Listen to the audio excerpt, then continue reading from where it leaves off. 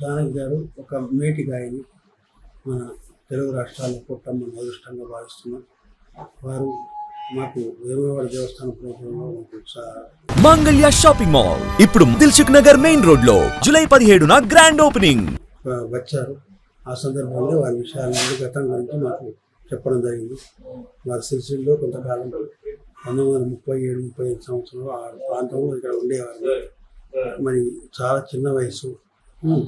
ఆ ప్రాంతంలో వాళ్ళ నాన్నగారు ఉపాధ్యాయ వృత్తి చేపట్టి సిరిసిల్లో కొంతకాలం ఉపాధ్యాయ వృత్తి చేశారని చెప్పింది. కనుక ఆమె ఇక్కడ ఉపాధ్యాయ వృత్తితో పాటు కొంచెం చిన్న చిన్న పాటలు అన్నీ పాఠశాలలో పాడుతూ, అప్పటికే ఆమెకు సంగీతం మీద కొద్దిగా పాటలు పాడే మక్కువ ఎక్కువ ఉండేది.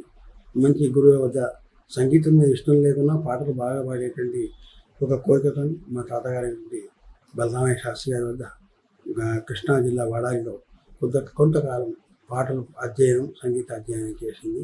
తర్వాత పోతే ఆమె ఒక గొప్ప గాయనిమణి. అంటే ఆమె ఎంతసేపు అయినా అలుపు లేకుండా పాడేటువంటి ఒక గొప్ప గాయనిమణి. ఎన్ని గంటలైనా నిల్చొని స్వయంగా పాడగలరు. తర్వాత పోతే వీరికి ఒక గొప్ప శక్తి ఏంటంటే 4 గంటలు 5 గంటలు నిల్చున్నా కానీ ఎలాంటి ఇబ్బంది లేదు. అంటే ఈ కాలంలో అంతగా స్టైల్ తీసుకొని పాడేటువంటి గాయకులు తక్కువ. మళ్ళీ సహకారంగా ఎవరు కూడా ఉండరు. ఆమె స్వయంగా పాడతారు. వారి ప్రోగ్రాం మేము వాయించడం మా అదృష్టం. వారి ప్రత్యేక భాగ్యం మాకు ఎంతో ఇష్టం, మా అదృష్టం. ఇంకా మా సిరిసిల్లో కూడా ఆమె ఇక్కడ వేమువాడకు కచ్చాల మీద బండ్ల మీద వెళ్ళి చిన్న సినిమాలు కూడా చూసినట్టుగా గత స్మృతులని కూడా మాతో విన్నవించింది అప్పుడు మాతో. తర్వాత పోతే మద్రాసు అయినప్పుడు ఎప్పుడైనా మంచిగా ఆదరించేది.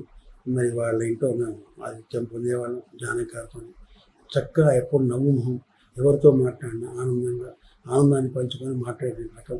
అతి కఠినమైన పాటలు కూడా ఎన్నో సినిమాల్లో పాడింది. మంచి సుస్వరమైన గొంతు. ఆమె మన మధ్య లేకపోవచ్చు, కానీ ప్రస్తుతం గంధర్వ రూపంలో ఆ యొక్క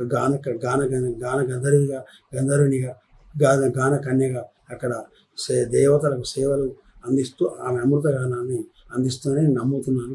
కనుక ఆమె యొక్క మృతికి మా యొక్క సంతాపాన్ని తెలుపుతూ కీర్తి శేషం జానకి గారికి భగవంతుడు హైరారోగ్య ఈశ్వర్యాలు అక్కడ కూడా ప్రసాదించాలి. అక్కడ కూడా ఆమె యొక్క గాత్రాన్ని వాళ్ళు విని ఆనందించాలని కోరుకుంటూ నేను సెలవు తీసుకుంటాను.